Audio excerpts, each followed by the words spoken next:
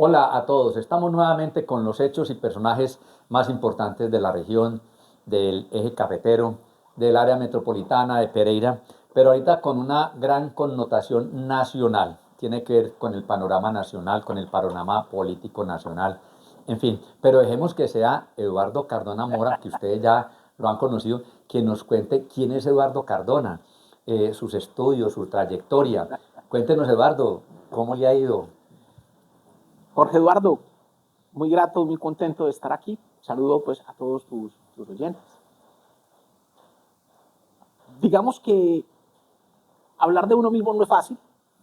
Yo simplemente soy un ciudadano eh, que se ha dedicado a hacer empresa, que, que le ha gustado también trabajar en asuntos de la política.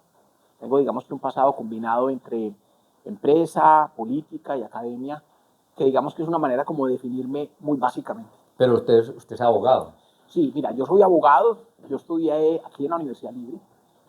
Eh, Posteriormente, en materia pues, académica, hice una especialización en Derecho Contencioso Administrativo, en el externado.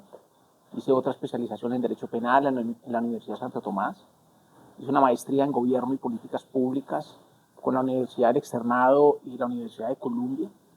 Y actualmente soy candidato a doctor en Derecho Público de la Universidad Santo Tomás. Bueno, Bueno, soy profesor, hablando en profesor. línea académica, también soy profesor de algunas facultades de Derecho. Bueno, como vemos y hablando coloquialmente, es más preparado que un cumis. Es un abogado que ya estamos hablando de cuatro grandes especializaciones con esta que está aspirando a un doctorado, que le da tranquilidad a usted como abogado de lo que sabe, pero también a esa trayectoria que usted ha tenido como abogado. ¿Cuál ha sido su experiencia?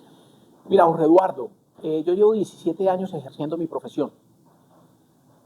Cuando yo me fui de Pereira para Bogotá, tomé la decisión, eh, incluso recuerda que yo fui concejal cuando estaba en la universidad, pero una decisión de vida fue dedicarme al ejercicio de mi profesión, siguiendo mucho los pasos de mi padre, que fue también abogado durante 40 años, y yo tomé la decisión de hacer empresa y convertirme en un empresario del sector legal. Y hemos logrado consolidar una empresa muy interesante de servicios legales, con toda la experiencia en el litigio, en las asesorías. Y bueno, hoy por hoy podemos decir que construimos una empresa que es de servicios legales pionera en el país en algo que se llama el compliance. Y tiene que ver como todos estos cumplimientos normativos y todos esos comportamientos éticos que deben tener las empresas en el mercado. Es una serie de cumplimientos que les exigen las distintas autoridades al sector privado y que nosotros empezamos con este tema cuando digamos que ni siquiera había llegado al país de manera obligatoria. Todos esos programas que tienen que ver con programas de prevención de lavado de activos y financiación del terrorismo, programas de transparencia y ética empresarial, programas de protección a la libre competencia económica, programas de administración de datos personales de las empresas. Y cuando empezábamos a hablar de ese tema del compliance y de la gestión de riesgos, pues era un tema nuevo. Luego se vuelve obligatorio y nosotros ya llevábamos una ventaja porque lo habíamos visionado. Y cuando hablo en plural es que tengo que hablar necesariamente de mi socia natural, de Diana Marcela, que además de ser mi esposa es una brillante profesional con la que construí esta empresa. De la cual tienen dos hijos. Tenemos dos hijos espectaculares, Jerónimo y Renata. Jerónimo de 10 años, Renata de 8 años.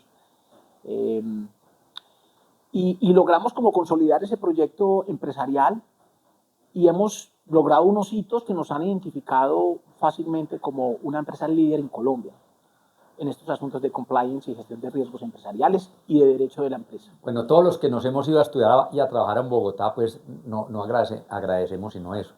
Usted logró establecer con su señora y empezó a trabajar en Bogotá, o sea, conoció el mundo empresarial desde Bogotá. Claro que sí. Nuestra empresa se llama Compliance Risk and Law.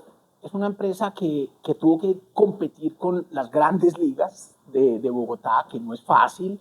Cuando uno llega obviamente de ciudades como la nuestra, pues se encuentra de entrada una barrera que es natural, pero vencible.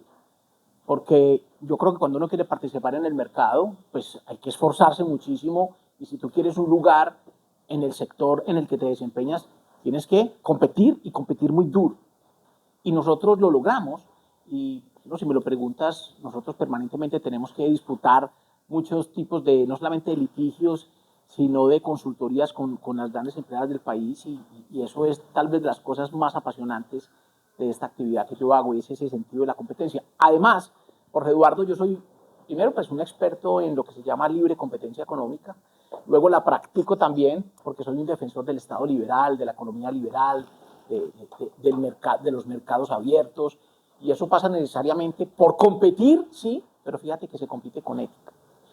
De hecho, me he desempeñado también como director de áreas de libre competencia económica de empresas importantes, incluso multinacionales, porque soy un convencido de que hay que salir a competir muy duro. Creo en la economía liberal, pero creo que un capitalismo consciente, un capitalismo responsable, tiene que tener buenas prácticas y ahí no todo va.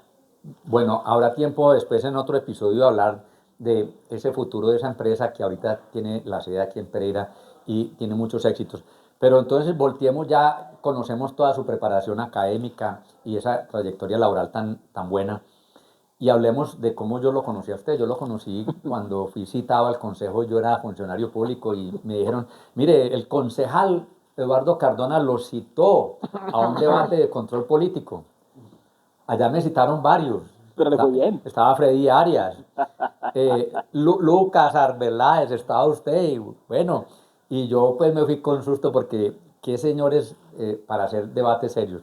¿Cómo le fue y desde cuándo empezó usted en el consejo?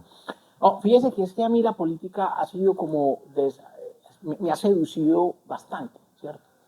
No he, pues, digamos, vivido de ella porque realmente no ha sido una participación que uno diga ha sido muy extensa y porque tomé la decisión de hacer empresa y dedicarme a mi profesión, pero me parece que es una actividad fundamental. Eh, Guillermo Ángel tiene un dicho muy especial que dice que la política se hace o se padece. Y yo creo que eso ha sufrido mucha buena parte de la sociedad colombiana. La desprecian de tal manera que terminan padeciéndola y no pueden hacer absolutamente nada para mejorar las cosas. Pero mira que yo, por ejemplo, antes de ser concejal, fui edil. No sé, a mí me llamó la atención, recién terminaba pues, de estudiar el cole, y yo dije, quiero ser edil, y terminé siendo edil en Pereira. Y posteriormente tuve la oportunidad de ser concejal, ahí disfruté mucho, aprendí demasiado. Participé como en ese momento de transformación de Pereira, porque fue el momento en el que se renovaba el centro de Pereira, donde tuvimos que participar en ese proceso tan importante, la traída del megabús, fueron debates que tuvimos que trabajar y liderar, la creación de Ucumarí, fueron debates que yo participé y que buena parte tuve la oportunidad de enriquecer muchos de esos proyectos como concejal. Entonces fue un momento muy clave de la ciudad y sobre todo la seriedad con la que se debía asumir ese rol, hermano, porque es que un concejal, yo sé que la gente así lo identifica, imagínense en la empresa que se llama Pereira, el gerente que se llama el alcalde y unos señores que son su junta directiva y esos señores tienen y esas señoras tienen que ser conscientes de ese rol tan importante, por eso los debates son tan importantes. En ese entonces era alcalde Juan Manuel Arango. Juan Manuel Arango y Martalina Bedoya, ambos. Bueno, son dos personas que dejaron una huella importante en todos esos grandes proyectos. Sin duda alguna, ese principio de este milenio tuvo la posibilidad de tener personas que empezaron a pensar a futuro y que mire que hoy sigue siendo un referente. Bueno, usted después participó en las contiendas y quiso ser gobernador, le fue muy bien, sacó una buena votación, se acercó mucho al expresidente Álvaro Uribe y conoció mucha gente y muy buenos votos en el departamento. Mira que yo estaba pues en mi empresa trabajando y alguna vez pues recibí la visita de unos empresarios y de unos miembros del Centro Democrático. Y me dijeron, hombre, nosotros queremos una persona de tu perfil para que nos ayude a dar una pelea en el departamento. Yo muy desconectado de la política, digamos que eso también jugó en contra, pero no me arrepiento un solo minuto de esa decisión que tomé. Porque ¿cómo así que no voy a dar lo que puedo dar pues, para trabajar por mi departamento? Finalmente yo terminé aceptando esa candidatura, la disfruté, la recuerdo con mucho cariño e hice una campaña como yo la hacía hacer, ¿cierto? Yo tomé una licencia en mi empresa, conté con el respaldo de mi esposa, que para mí pues, es lo más importante. Terminamos pues todos en el carro haciendo campaña con los niños chiquitos y con mi esposa, porque era la manera también de no perder contacto, porque la política absorbe mucho, pero la hicimos como nos gustaba. ¿Cómo la hicimos? Volanteando, que es lo que yo he hecho toda la vida cuando he tenido esas recaídas en la política, como se dice coloquialmente, en los semáforos, en las salidas del megabús, caminando por la calle, muy cívica, muy ciudadana. Y sí, la verdad es que yo con mucho orgullo digo que estuvimos rodeando los 34.000 votos. Y eso, wow, eso es importante. Bueno, a raíz de eso, en los mentideros políticos y en otras partes empezaron a sonar los famosos candidatos al Senado por la región y hay muy buenos candidatos. Soy de la teoría que ojalá Pereira tuviera 6, 7 senadores, porque necesitamos que jalonen recursos. Y entonces empezaron los runrunes y que no, que por lo que lo conoció el expresidente Uribe, ahorita en la lista cerrada de 25 senadores, pues el expresidente Uribe habló de una persona que le gustaba acá porque se decía que era un senador por el eje cafetero y que iba a ser de Caldas.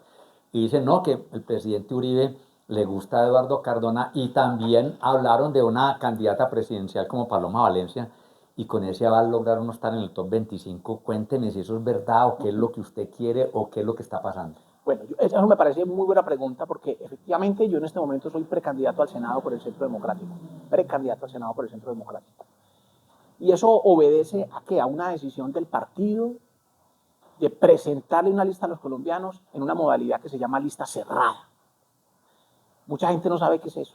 Significa que la gente no va y vota por Eduardo Cardona, sino que vota por el partido y de acuerdo al número de curules que ese partido tenga derecho a tener, se empieza a contar de arriba hacia abajo. Por ejemplo, el Partido Centro Democrático tiene por su votación derecho a 25 senadores, los primeros 25 senadores, los primeros inscritos en la lista. Diferente a la lista abierta, que si tiene derecho a los mismos 25, ya es por orden de votación. Entonces, aquí el tema es cómo se va a organizar esa lista. Y claro está que el presidente Uribe quiere personas que ayuden a reconstruir este país, que tengamos una agenda legislativa que vuelva a poner las cosas en orden, que eso seguramente es un tema que podemos hablar en su momento, y que también haya una representación de las regiones. Y entonces hay un dilema. ¿A Risaralda la van a tener en cuenta sí o no? Primer pregunta. Supongamos que la respuesta sea sí. ¿Quién será? ¿El ex senador Corrales o Eduardo Cardona? Así es de clarito. Ahora otra. El Centro Democrático en el eje cafetero va a tener uno o dos. Uno de Caldas, entonces uno de Risaralda. O solo uno. Y si es uno, ¿quién será? En Caldas hay 2 candidatos. Y en Risaralda hay conmigo 2. Eso significa que ahí la pelea se vuelve un poquito más dispendiosa. Entonces, ¿quién sabe eso? El presidente Uribe. Y obviamente el Partido Centro Democrático, porque se ha designado también una comisión que va a estudiar hojas de vida, trayectoria, reputación, respaldo político. Y en ese orden de ideas, lo que yo he hecho es lo que hace, como dice el Código Civil, lo que hace un buen y diligente hombre de negocios. Yo hablé con la gente del partido y les dije, mira, a mí me interesa ser un elemento de unión, no de distracción el país, ni de desunión, porque el país está en una situación muy complicada como para uno mandarle mensajes a la opinión pública de que está metido en una mecánica política mezquina, peleando. El país no está para eso. Y la militancia del Centro Democrático y la opinión pública en general está revisando quién está entendiendo este mensaje. Entonces yo me fui, por ejemplo, para el directorio departamental y les dije, si todos están de acuerdo en que mi nombre puede contribuir en eso, todos, yo me meto. Y todos estuvieron de acuerdo. Y esa es la institucionalidad del partido. Ante ese respaldo, usted dice, listo, me interesa, salgo de los cuarteles de invierno, le puedo entregar mi experiencia, mi capacidad, toda la mística que yo siento por este país y por esta región a este proyecto. Y empecé este camino. Y en ese camino pasaron cosas. Por ejemplo, había otro precandidato, un hombre que yo también aprecio mucho, que es Juan Hurtado Cano. Juan Hurtado toma la decisión de acompañarme. Él hace a un lado su aspiración hombre muy comprometido con la región y con el país, me entrega su respaldo, quedamos entonces 2 en Risaralda. Pero yo sabía que además de eso necesitaba, por ejemplo, el respaldo del diputado, que es el candidato a la Cámara, un hombre que ha hecho todos los méritos para ser representante a la Cámara, como es Durques Espinosa. Él me entrega su respaldo como candidato y como fórmula.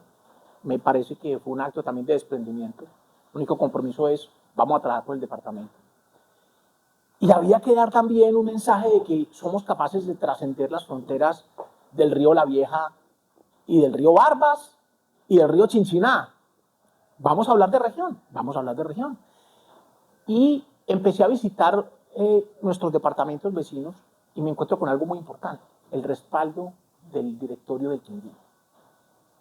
El respaldo de una mujer muy importante, fundadora del partido, precandidata a la Cámara, como es Liliana Bueno, y digamos que otras figuras del partido muy interesantes. El hombre que se posesiona ahora como diputado también de Quindío, que es un hombre extraordinario, Pedro León, también me entrega su respaldo, el concejal de Finlandia, Andrés Origua, es decir, se fue armando una cosa regional y yo tomo la decisión de tocar la puerta de algunos caldenses y me encuentro con que todo el occidente de Caldas me respalda.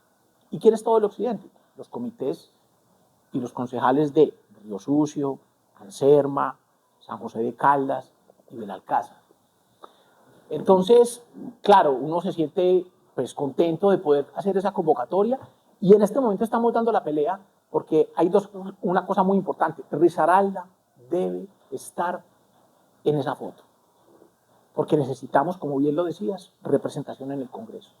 ¿Para qué? Para hacer leyes importantes, claro está, control político y, como bien lo dices, para traer recursos a la región. Bueno, ¿qué quiere decir cuando Paloma Valencia viene a su candidatura presidencial, precandidatura presidencial, y va de la mano de Eduardo? ¿Eso para usted es un buen soporte?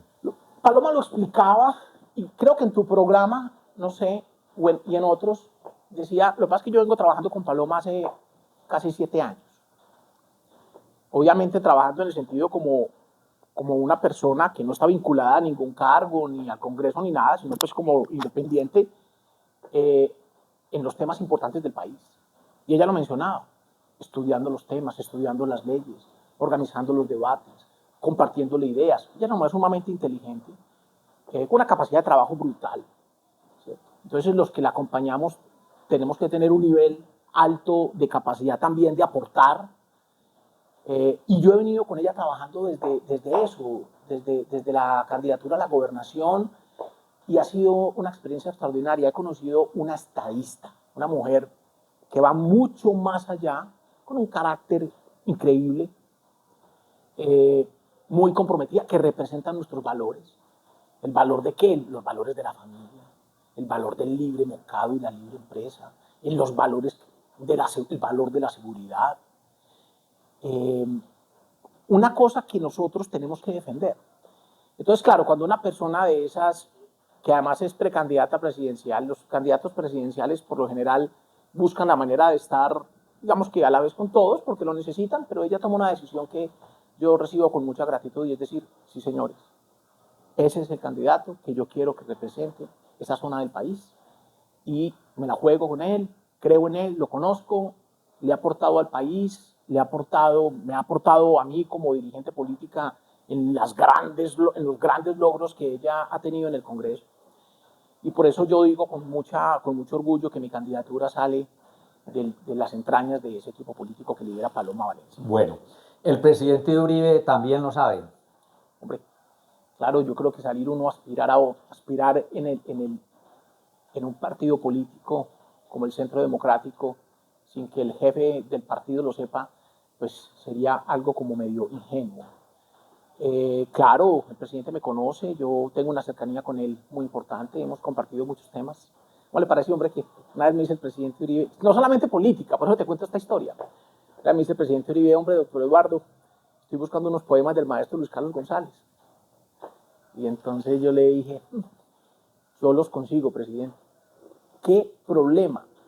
Porque yo no puedo ir a comprar un libro pirata para mandárselo al presidente, ni más faltaba. ¿Sabe dónde lo encontré? En la librería Roma. Y era el último que había, autorizado por la familia. De ese nivel en el sentido de que con el presidente Uribe no solamente se habla de política, hasta de política se habla, con él se habla de poesía, de música, con él se habla de muchas cosas, de cultura, de arte. Pero sí, sin duda alguna con él hemos tenido una cercanía y le tengo pues un respeto infinito y una gratitud porque mi campaña a la gobernación fue impresionantemente generosa. Bueno, hoy en la noche 1.500 personas que tengo en mi lista de difusión van a saber de ustedes, todos seleccionados. Les pido que por favor se suscriban en mi canal de YouTube, Jorge Eduardo Murillo, pero más las redes, aproximadamente 6.000 personas van a saber expresamente sobre este tema. Cuénteles por qué tienen que votar por Eduardo Cardona. Por la lista del Centro Democrático. Miren, yo puedo dar testimonio de los frutos que un emprendimiento empresarial puede dar con mucho esfuerzo. Mi bandera, si me lo preguntan, es poder respaldar todo ese espíritu empresarial que hay en Colombia. Usted sabe, por ejemplo, Jorge Eduardo, que 7 de cada 10 jóvenes en el país quieren ser empresario. Ese es un patrimonio que tenemos enorme, pero no hay un respaldo real. Si usted me pregunta yo qué quiero hacer en el Congreso, yo le digo, yo quiero estimular ese espíritu empresarial que hay. Hay cifras que dicen que ese es el camino, esa es la salida para salir de la pobreza y de la informalidad. Nosotros tenemos un país con el 32, casi la tercera parte, 32% de pobreza monetaria. El 58% de la gente, Jorge Eduardo, trabaja en la informalidad. Ojo, hay 3.7 millones de microempresas y el 80% de quienes trabajan allí difícilmente tienen un contrato laboral y protección social. Pero lo que hay es unas ganas de emprender. Lo que yo quiero es trascender algo que se llama el emprendimiento por subsistencia. Y es como la gente de un momento a otro dice, no consigo trabajo, quiero tener mi propio negocio.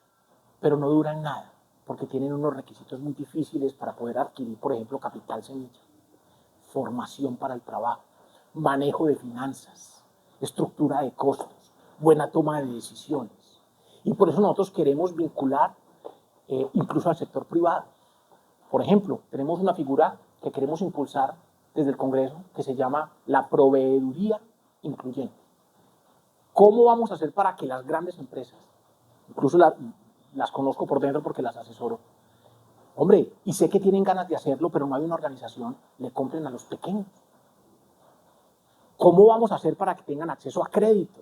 Pero no con los requisitos de las grandes empresas, porque, hey, pues claro, ¿quién no te va a prestar plata si tienes 2 fiadores y tienes una cuenta bancaria llena de plata?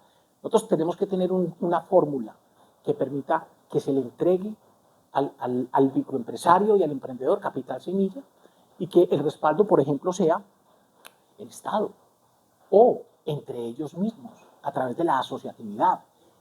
Lo cierto es que esa es mi obsesión. ¿Por qué? Porque soy testigo de lo que un emprendimiento puede hacer. Mi bandera va a ser esa. Creo en el libre mercado, creo en la libre empresa, creo en la responsabilidad social empresarial y creo que ese es el camino que nos va a permitir salir de esas cifras tan dramáticas como las que te he mencionado. Bueno, muchísimos éxitos, Eduardo, y seguiremos hablando en este tema. Muchas gracias, Jorge Eduardo. Un saludo para todos.